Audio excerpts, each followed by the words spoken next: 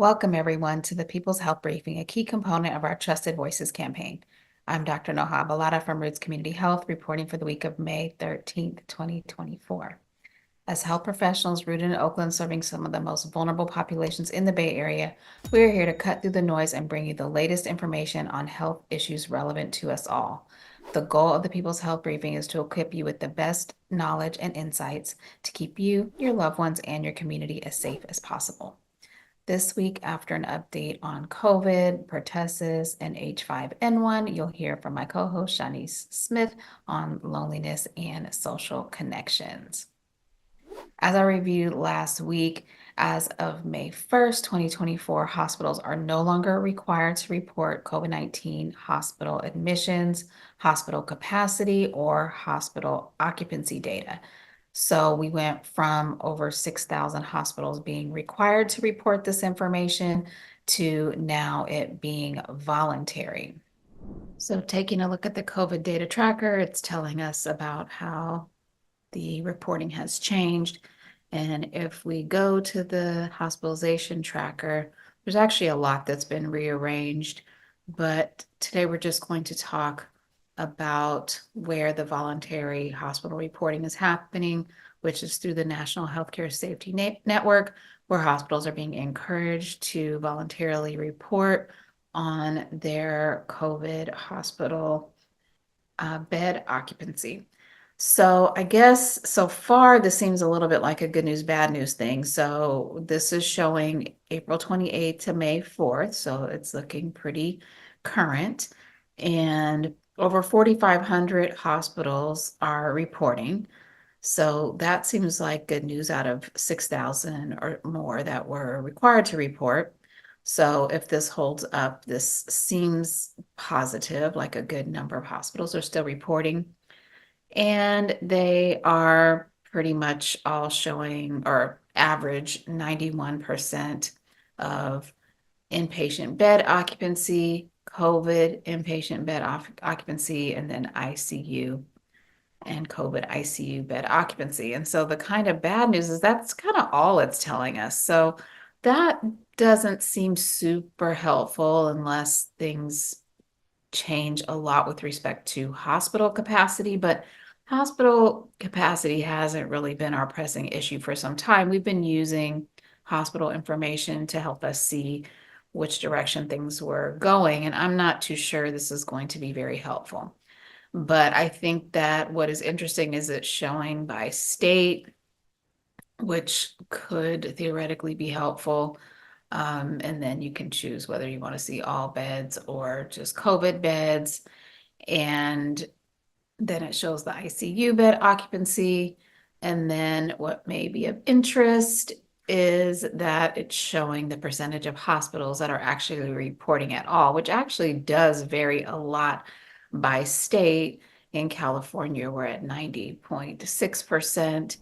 And then we have some states that are lower, and I'm not going to go into a lot of detail about that right now because I'm not really too sure what to make of that, given that it's still pretty early in terms of these new reporting recommendations and stopping the requirements and so on. So maybe it'll just take a minute for everywhere to get into their new rhythm. So we'll just have to keep an eye on it and see. But so far, I think it's basically good that there's hospitals that are willing to keep reporting if that continues to hold. But the data that they're showing thus far isn't particularly helpful. I think seeing overall numbers was useful because then we could compare how hospitalizations were doing compared to, for example, wastewater. So we could kind of anticipate, and then we could also anticipate the burden of death that we might see. And looking at these things against each other have been helpful for us to understand the direction things are heading. But for right now, not sure that this hospital data is particularly useful, but we'll keep checking back to see if they make available any more useful reporting. And nationally, wastewater bioactivity level for COVID is considered minimal in all regions. So this is good news. Things continue to come down. I thought it might be more helpful at this stage to just look at the last 45 days.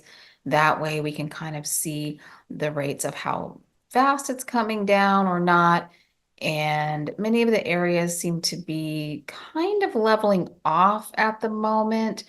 And we know that there may be some areas that are actually increasing. So if you're interested in this, you should check out a wastewater reporting site near you. Hopefully you have one. We know that there's some pockets that don't, but we'll continue to look at this sort of national or regional overall wastewater level so that we can see when it will come back up. Hopefully it will stay nice and low like this for a while. That would definitely be great. Of course, we do anticipate at some point it will come back up. When, we don't know exactly, so we will just continue to keep an eye on it.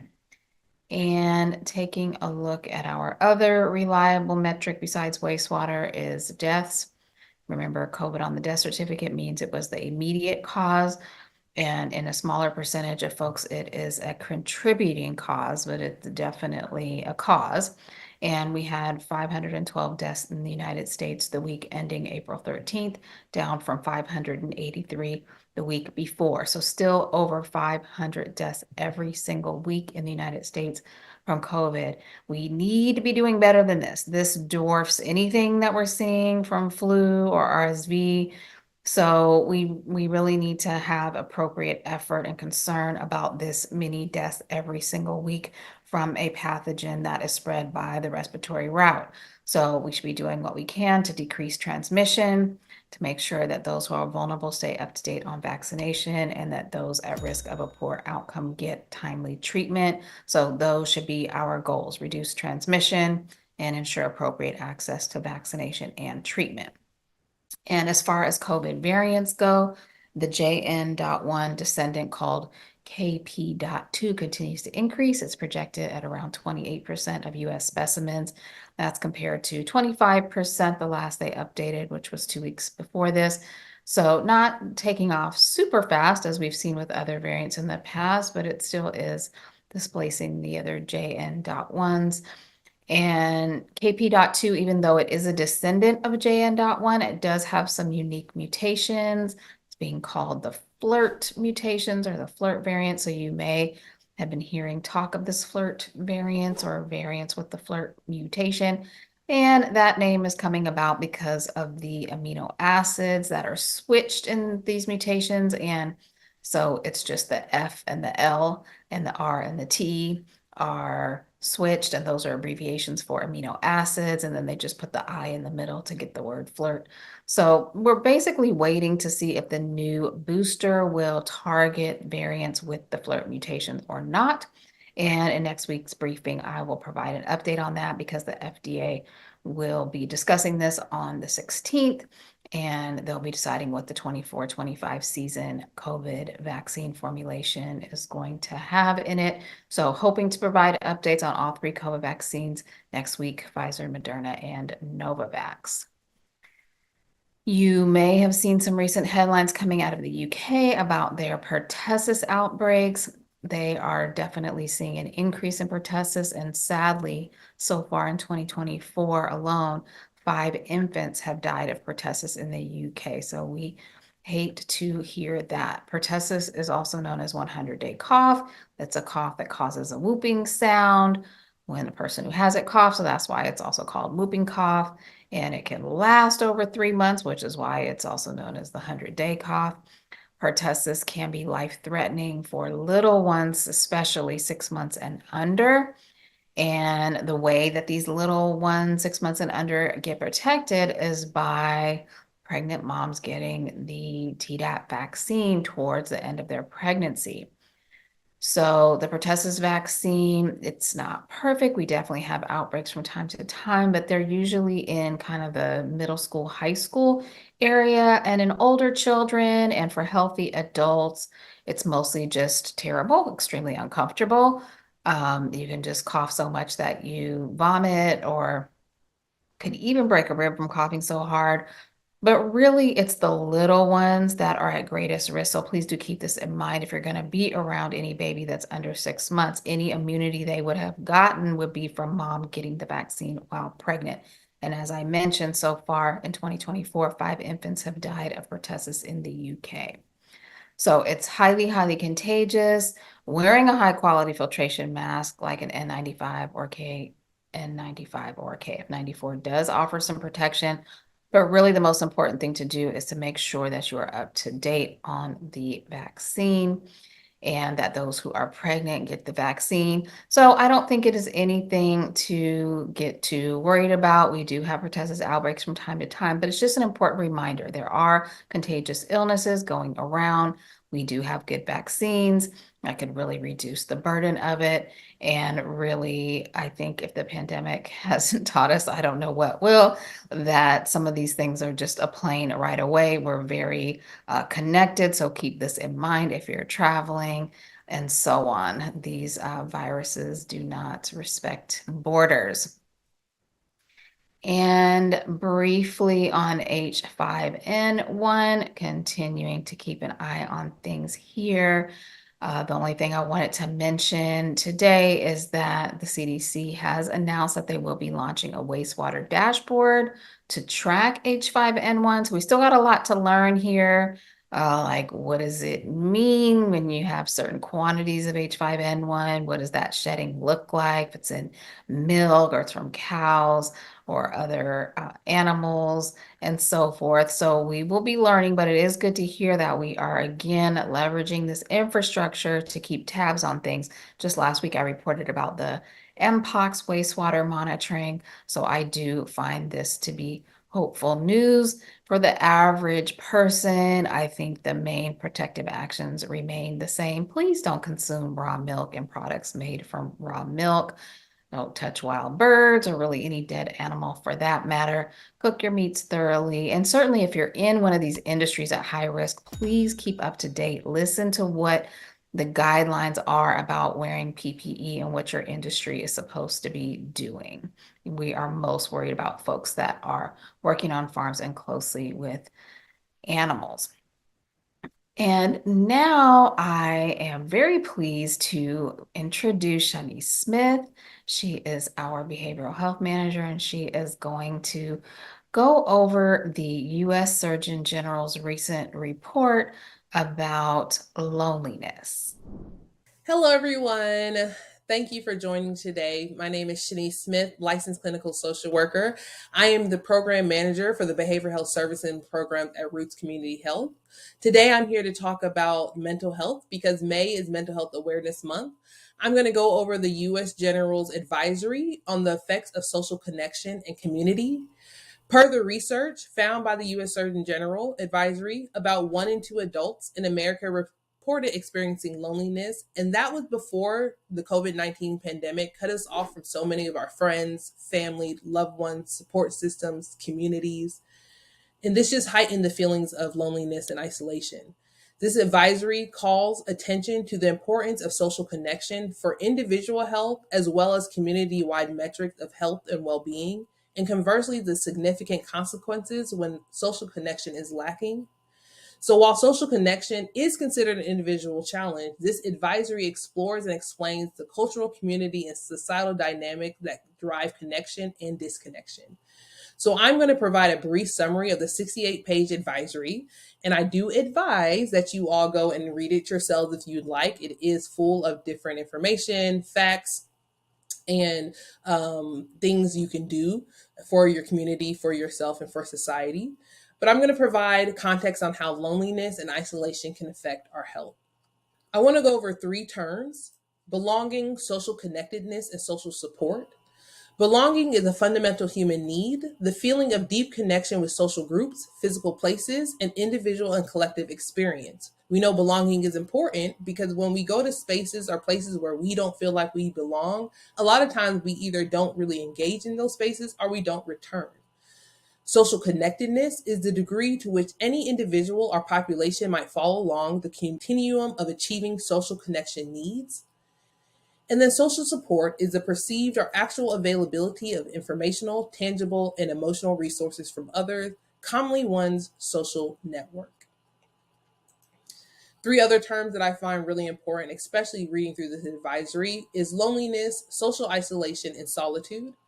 Loneliness is a subjective, distressing experience that results from perceived isolation or inadequate, meaningful connections, where inadequate refers to the discrepancy or unmet need between an individual's preferred and actual experience.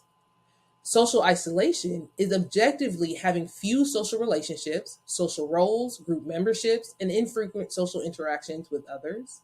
And solitude is a state of aloneness by choice that does not involve feeling lonely. So the difference between loneliness and solitude, loneliness, you can feel loneliness when you're, yes, alone, but also when you're with a group of people or in a crowd, when you're around others, you can still have that feeling of loneliness. Solitude, on the other hand, is a choice. You are choosing to be alone, and it's something that you probably are looking forward to, something that possibly helps you with your self-care, but you don't feel alone in times of solitude. So, what are some of the facts? Let's talk about why social connection is so important in our physical health, our mental health, and our emotional health. Being more socially connected can improve stress responses and minimize the negative health effects of stress. People with strong perceptions of community belongingness are 2.6 times more likely to report good or excellent health than people with low sense of belongingness. Children and adolescents who enjoy positive relationships with their peers, parents, and teachers experience improved academic outcomes. And social isolation, or even the perception of isolation, can increase inflammation in the body to the same degree as physical inactivity. Living in isolation reduces our chances of survival, and social isolation increases the risk for premature mortality by 29%. Poor social relationships, social isolation, and loneliness can increase your risk of heart disease by 29% and risk of stroke by 32%. Smaller social network size is associated with an increased risk of type 2 diabetes and of other diabetic complications, including heart attacks and kidney disease. And among older adults, chronic loneliness and social isolation can increase the risk of developing dementia by approximately 50%. Adults who report feeling lonely often are more than twice as likely to develop depression as adults who report rarely or never feeling lonely. Social support from friends and family is associated with improved hypertension and diabetes management. Immersion in local community-based activities such as volunteering significantly increases the likelihood of unemployed individuals becoming employed. And loneliness and poor social support have been found to significantly contribute to the development and severity of illnesses after exposure and viruses. A lot of these things, you can see it can affect many aspects of your life. And a lot of times that's because just having a social support network can help you just keep you accountable to healthcare appointments, right? Or help you with caregiving responsibilities, or even someone to talk to you to help with your stress. And so, even as simple as it seems, just to have friends can help decrease some of these really scary health conditions. It really is as simple as just having people around you who care for you, who keep you accountable, who remind you to take care of yourself. So let's look at some trends that are happening nationally. So from 2003 to 2020, time spent alone increased while time spent on in-person social engagement decreased. So even with these national trends, it should be noted that as social networks are getting smaller and levels of social participation are declining, it's still distinct from whether individuals report they are feeling lonely. So these things are just naturally happening where we're just not connecting with one another, even if you're not necessarily reporting that you are someone who's feeling lonely. So as you can see, social isolation increased to 24 hours per month. Household, family, and social engagement decreased 5 hours per month. Companionship decrease of 14 hours per month. There was a decrease of 20 hours per month of social engagement with friends, a decrease of 6.5 hours per month of non-household family social engagement, and a decrease of 10 hours per month of social engagement with others. Now, when we're looking at the effects of social connection, isolation, and loneliness on mortality, we can see that lacking social connection is as dangerous as smoking up to 15 cigarettes a day. And so it's even if we're even looking at drinking 6 alcoholic drinks daily, it's higher than that.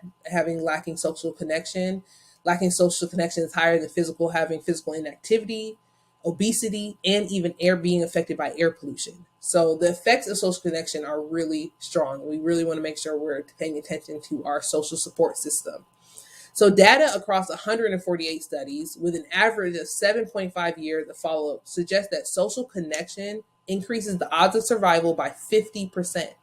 So by half of just having people around you that you feel connected to. So how does connection just influence health? It's influencing us in three ways: our biology, our psychology, and behavior. So when we're talking about biology, we talked about stress, our stress hormones, our social connection, either having a strong social connection or a lack thereof can really have an effect on our stress hormones, our inflammation in our body, our gene expression. It can really speak to our meaning and purpose in life, our stress, safety, resilience, and feelings of hopelessness, our hopefulness, our behaviors, right? If we hang out around a lot of people who are physically active, we are more likely to be physically active. If we hang around people who are eating a more nutritious diet, we are more likely to eat that nutritious diet. And so our behaviors, physical activity, nutrition, sleep, smoking, treatments that we utilize are also influenced by our social support and our social connection. So these health outcomes such as heart disease, stroke, and diabetes can lead to an individual's morbidity and premature mortality. And so when we're looking at our social connection, really understanding how it plays into our biology, psychology, and behavior is important. So just having friends and having people around us and having that social connection is not just those things, right? To the extent to which an individual is socially connected also depends on other factors.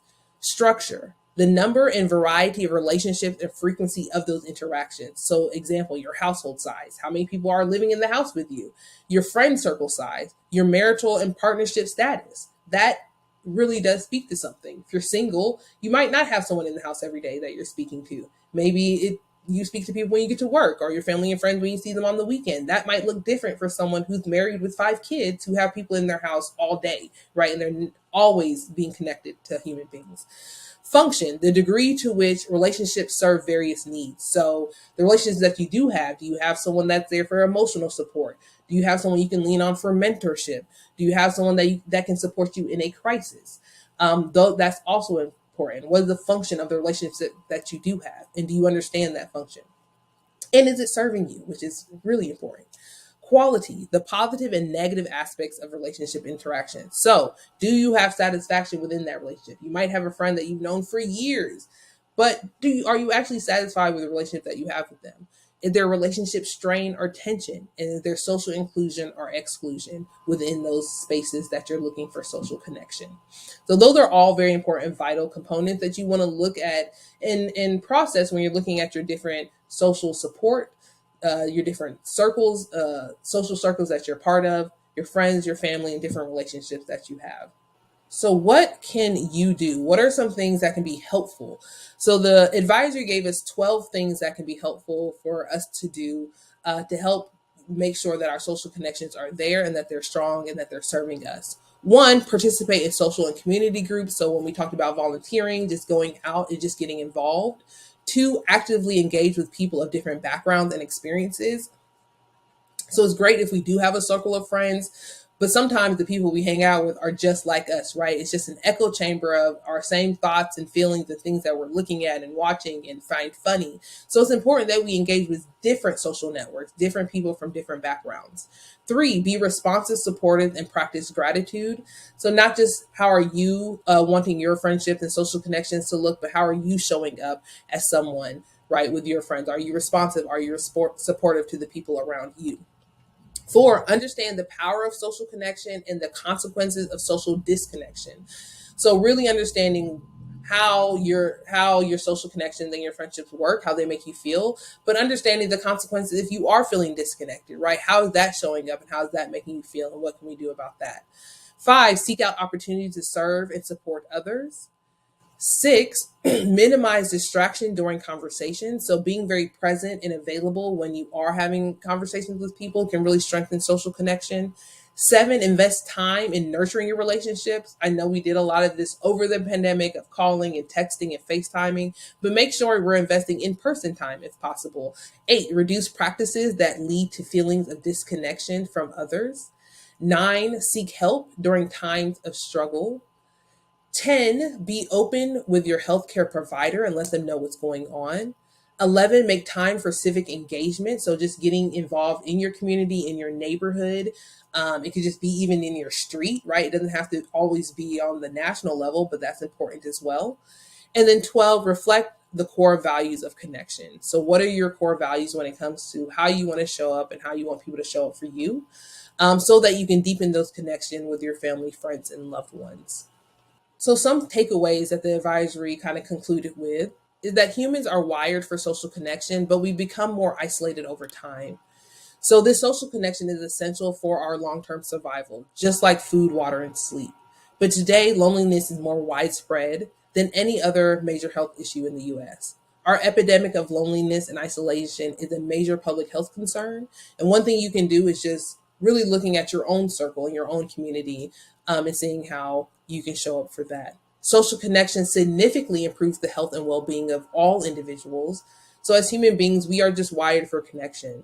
And so having that on a daily basis, then again, it could be something as small as saying hi to your mail person or talking to a neighbor for a few minutes, can really significantly improve just your mood in those moments. Social connection is vital to community health and success. So socially connected communities enjoy better population level health. They are more prepared for and resilient in the face of disaster.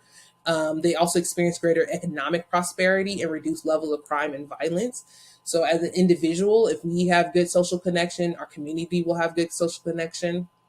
And together we can advance social connection and improve our nation's public health. So, we're going to foster this social connection to commit to our relationships in our communities, right? Making sure our actions today can create a sustainable change to society. So each of us can start now in our own lives by strengthening our connection and relationships. This is something I think, even as a therapist, is easy to do, as far as just reaching out to friends, reaching out to family, saying hi to the person on the bus, saying good morning to the stranger that you're walking past, just to make sure that we are connecting with the humans that we're passing by. And then the deeper connection that we have with our loved ones, making sure that we are connecting with them, reaching out, seeing how they're doing, seeing how they're feeling, and also sharing with them so that we know that we are supported.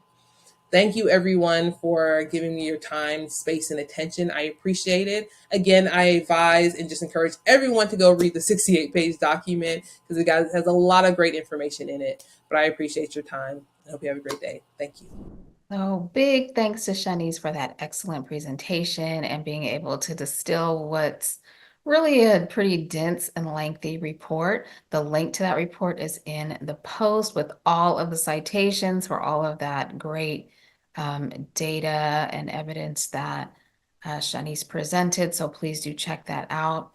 But even more importantly, I want to express gratitude to Shanice for overseeing our behavioral health department, which has truly been holding it down for a long time. But even before the pandemic, mental health was one of our most significant crises that we were addressing. And when the pandemic began, things certainly got more difficult from there. Our amazing behavioral health team supported folks through substance use relapses, depression, anxiety, a whole host of challenges that came about due to, of course, fears about this new virus, but also all of the things that had to be put in place to keep us safe from the virus that also impacted people's livelihoods, their education, their ability to get care, and so on. They've been flexible. They've done sessions outside. They've done all the things to keep our folks safe, but also connected.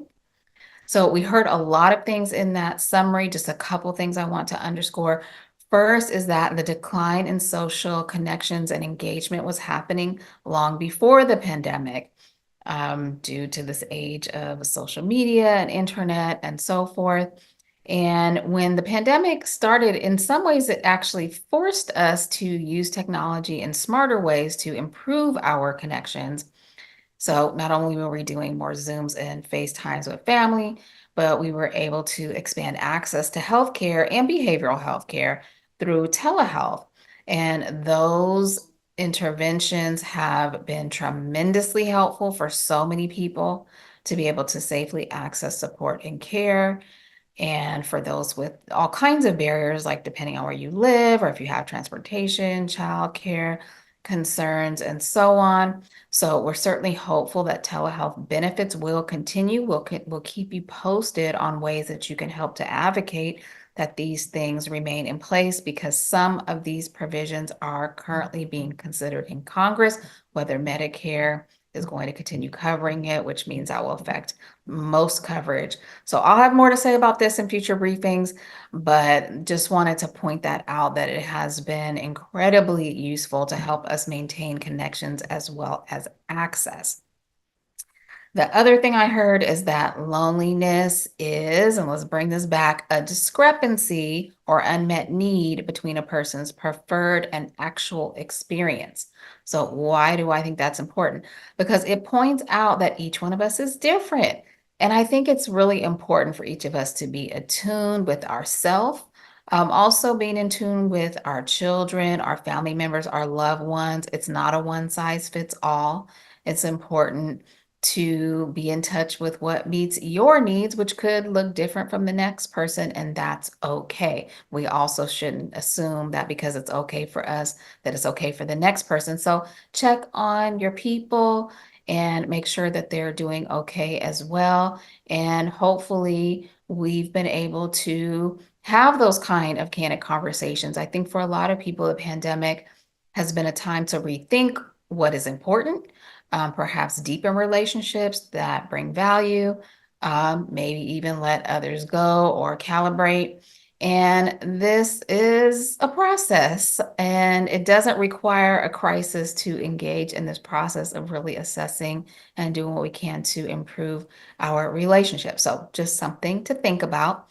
And of course, many have worked to find ways to make connections online and also to find ways to meet more safely in person. And that may mean smaller gatherings, outdoor gatherings, that may mean pre-event testing or mass gatherings or some combination thereof. And if you are someone who's still trying to avoid COVID, then these are going to be new realities in terms of how you incorporate this into still being able to get those social connections, but doing it in a way that feels safe for you. And of course, each of us will have our own comfort levels as it relates to that safety, but we each deserve to be in relationships where that is heard and respected. And yes, this is difficult, and yes, it is a process. So I thought the report was very interesting. We could probably have different opinions on whether loneliness constitutes an actual epidemic or not, but it is widespread. It does appear to be global. The World Health Organization has actually named it a global concern. It is affecting young people worldwide. So I do appreciate the opportunity to reflect on this topic, reflect on loneliness and social isolation in the age of not only a global pandemic, but also of widespread social media and online networks. And the other thing I wanted to say is this is not a one size fits all situation. There are positives and challenges to all of the changing dynamics we've seen over the years. And there's still a lot more that I think we're going to learn about what we have collectively experienced over the last few years.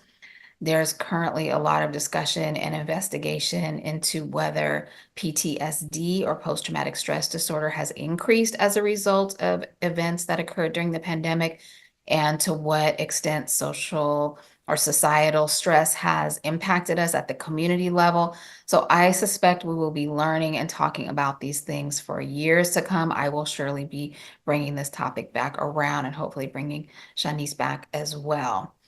I think it's also very important to say that loneliness is by far not the only reason why we have been seeing depression and anxiety over these years. The pandemic brought about a lot of loss.